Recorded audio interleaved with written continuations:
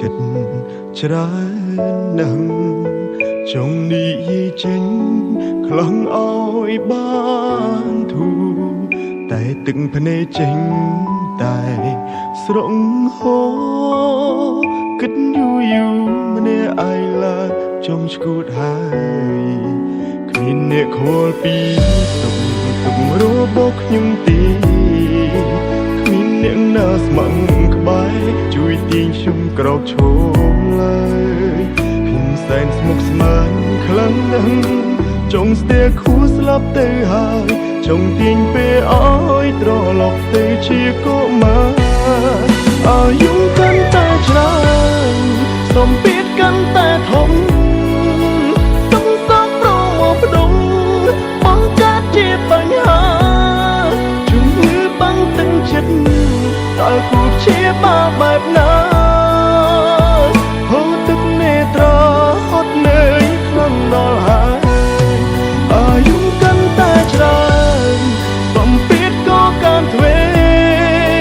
បញ្ហាចូលហើយតែរួចតែជួបទុំអិនស្បើយគ្មានអ្នកចាំលើកទឹក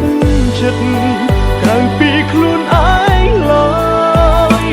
ជីវិតអើយងងឹតឈឹងគ្មានគោលដៅ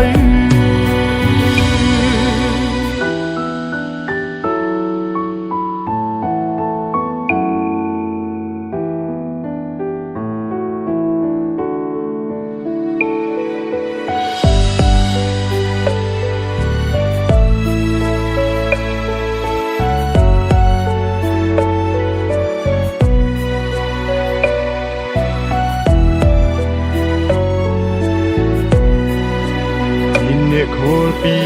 សុខទុក្ខរបស់ខ្ញុំទេគ្មានអ្នកណាស្មឹងក្បែរជួយទាញខ្ញុំក្រោកឈរឡើយខ្ញុំសែនស្មុគស្មាញខ្លាំងណាស់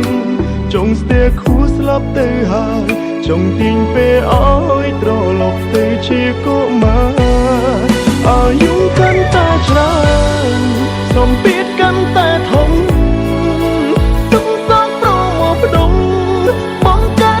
បញ្ហា